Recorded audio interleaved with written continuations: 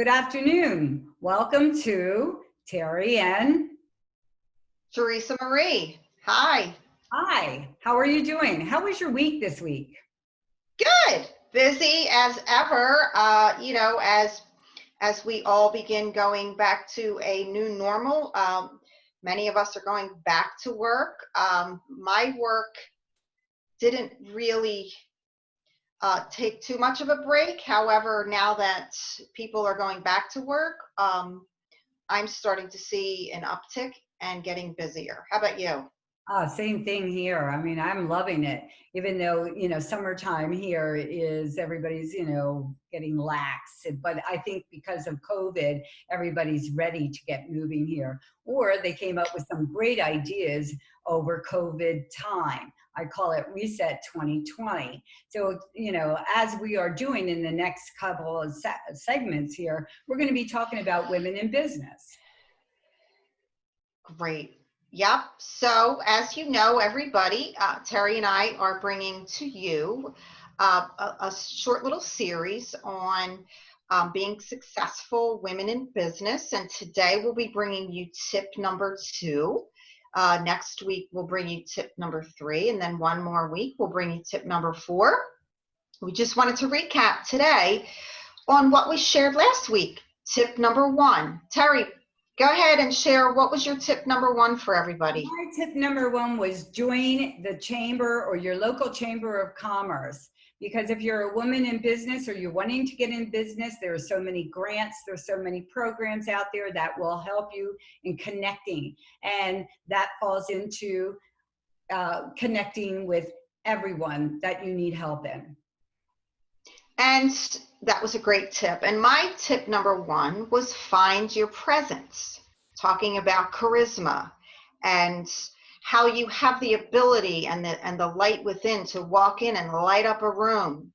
That is a very important trait. It builds confidence. And when you have more confidence, you can have more charisma. And the more charisma you exude, the more confident you become. So find your presence in your job, in your community. So today we want to bring you tip number 2. So Terri, what's tip number 2 for everybody today? My tip is do work you're passionate about. Now, I have to tell you, I was in business for many years, and then I was a teacher. I was passionate about both, as I'm passionate about where I'm at right now in my new business. What motivates you and how you are as a person is what makes the being passionate about. Like as Steve Jobs famously said, the only way to great work is to love what you do. I mean, how about that? I mean, if you love what you do, it doesn't seem like a job or a business. You want to be an entrepreneur. You want to be able to sit back eventually and enjoy what you have worked so hard for. Now, mind you, I have worked very hard in this business, and when I was in business and when I was teaching. But in business, I worked very, very hard. It's, people think that this came easy. No, it really didn't. I got to tell you, if you're going to be stubborn about it and think that, oh, if I own my own business, I don't have to work. Well, guess what? You won't have to work if you love what you do. But you're going to have to work hard because it's not going to be. I love that. And I would be there, and so would Theresa be next to you on your walk, and we would coach you and we would mentor you all the way.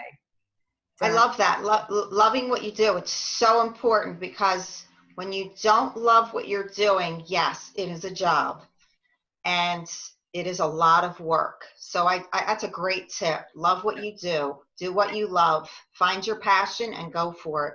Love that tip. And I have to say this too.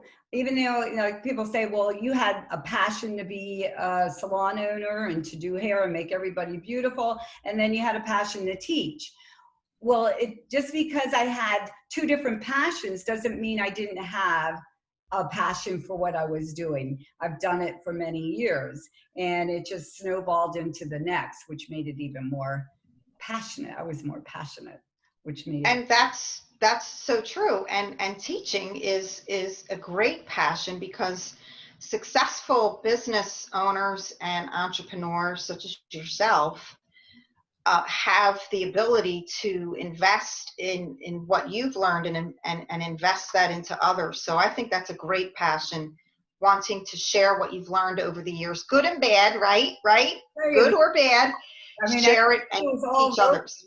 It wasn't all roses, but I enjoyed it, and I wouldn't have it.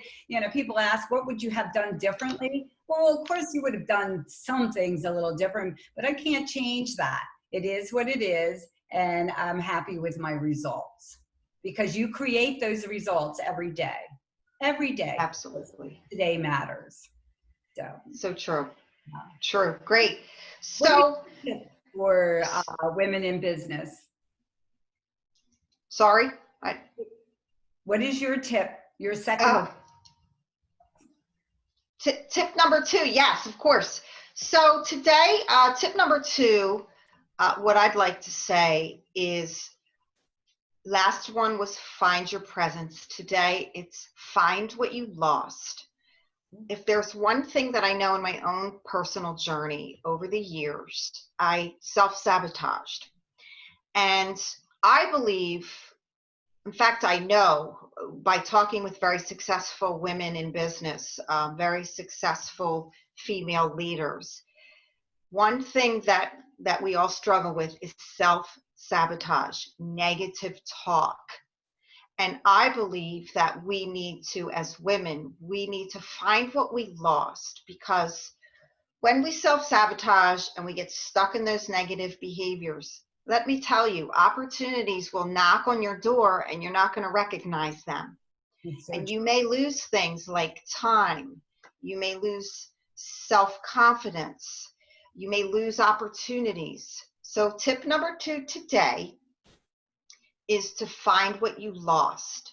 Now, you may or may not recoup it, but you've got to identify the things that you've lost because of self-sabotage.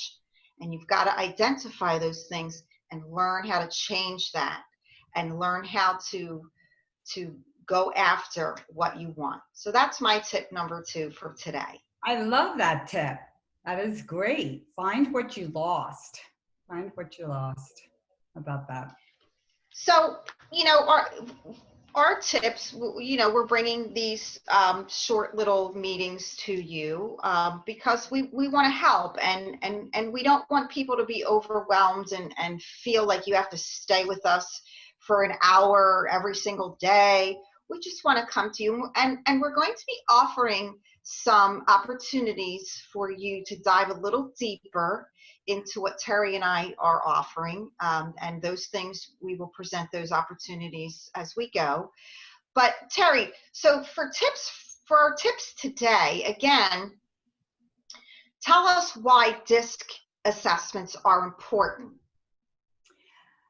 Well, they're important for many reasons. I mean, for you to be self-aware, it's a personality style, to find out what your strengths are and your weaknesses, and knowing yourself before you know anybody else is very key in leadership.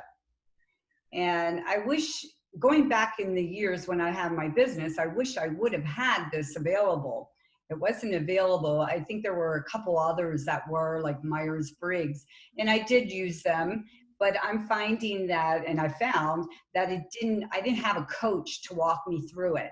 I didn't have a coach it's a 31-page report telling, saying, and I see it and I relate to it, my strengths and my weaknesses and my communications style, my sales style, my leadership style. It's all there.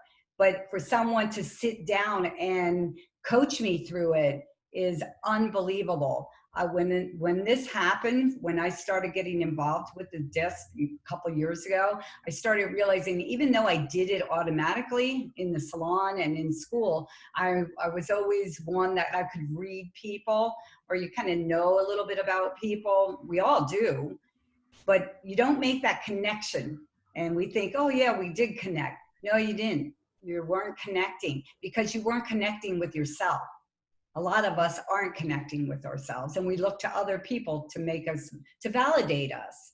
And that's not what uh, disc will take you out of that. They'll take it out of, make you more aware of not going into their thinking. It's going to be your thinking, and it's going to be you. Right. And I love what our mentor, John Maxwell, says. You got to know yourself to grow yourself. Oh, yes, absolutely. I love that. So that is my passion was for disc, and it's going to be another thing that I'm going to love, and I do love, and I would love to help our women in business to walk alongside of us, and I'll walk alongside them, as you will too, with Grid. Yeah. Tell us a little bit about Grid in how it would help women in business right now. Your Grid. So yeah, that's so as being a person who has been in the field of mental health and wellness, providing mental health care services for almost 2 decades. One of the things I saw as I was growing my business is there were people doing what I was doing, and they were more successful than me, and I couldn't figure out why. And I made it my passion to study and to delve deeper into human behavior and personal and professional development. And what I found was, in the mental health field, everything is about, yes, we therapy and medication and group therapy, and people had this concept of people lying on the couch and you just share everything, and then the therapist is sitting there with pencil and paper writing everything down. While that's good for many people and it's very helpful, I found that the most important part of overcoming sabotaging and negative thinking patterns is finding somebody to invest in you. So I looked for people, coaches, mentors, business advisors. And as I was growing and going, I found that many people had similar behavioral patterns that held them back. So basically the Grid is a way of identifying limited beliefs that hold you back from success and achieving your goals, and then changing those and replacing those beliefs, which Grid is an acronym. We all know what a grid is. It's a series of horizontal and vertical lines that we fill in. But Grid is an acronym for how to overcome those negative belief systems. And Terri, what you had said earlier is about, having somebody walk by with you and by your side. I didn't have all of that when I was first starting out, because mental health is there's such a difference of, well, is a coach a mental health provider? Is a therapist a mentor? Is your mentor a coach? So I've learned over the years by investing in great coaches and mentors and business advisors, I learned how to make a successful business. And that's what I think we're doing here, Terri, with your business knowledge and the DISC assessment and the personal and professional development leader styles that we are able to provide and programs. I think that's what we're doing. That was what was important for me. Running a business is more than just opening a business. What do you say to that? I totally agree with that. Yeah, you do need mentors and you do need a coach. I would not have been able to do a lot of things if I didn't have a mentor or a coach along the way. And I still have a mentor and a coach that's walking. Yep. So. We all do. And I think it's very important. Coaches should have coaches. Therapists should have therapists. Teachers should have teachers. Doctors should have doctors. We all need somebody who can help take us to the next level. And that's what I found with Grid. My Grid system is a curriculum I've devised over the years of watching people get stuck. And it's my passion to help people get unstuck, because my journey was one of self-sabotaging and it was because of my limited belief patterns that I had acquired over the years. So that's what we're going to talk about. So Terri, yeah, just share a little bit about what we have coming up. Yes, we're going to be, after our Women in Business, we have 3 more, I think, to go. 3 more tips, or is it 4?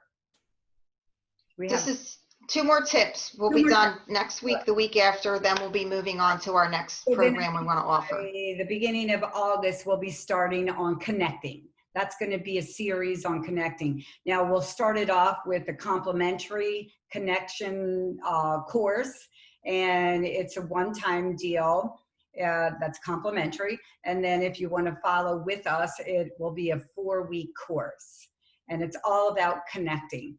You know, what is connecting? If you talk without connecting, it's a waste. It's a waste of words, right? Asking questions is the key. So when you get in our course, you'll be diving more into that connection for you that will help you in your relationships, and it will help you in your business or your business building.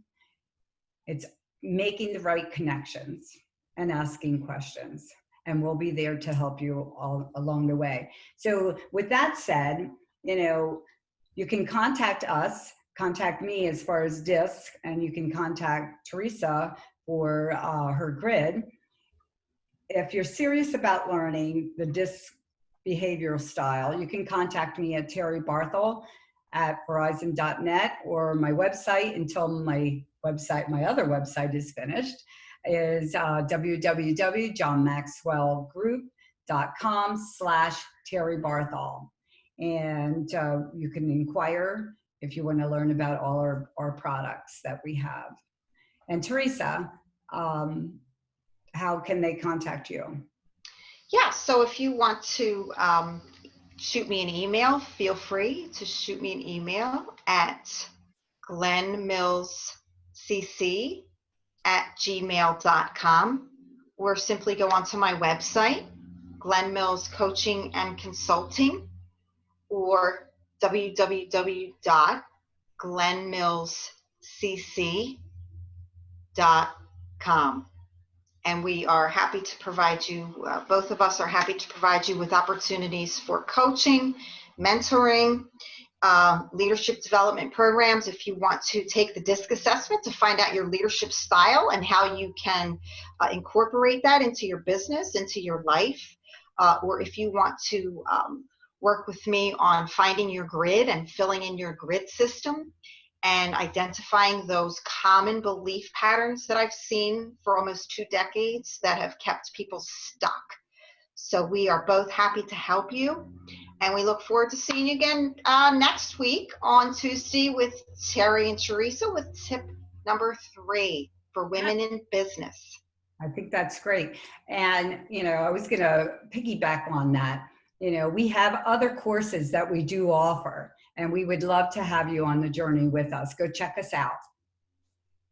Contact us. We would love to hear. Bye, everybody. Bye. Thanks, Terri. Thank you.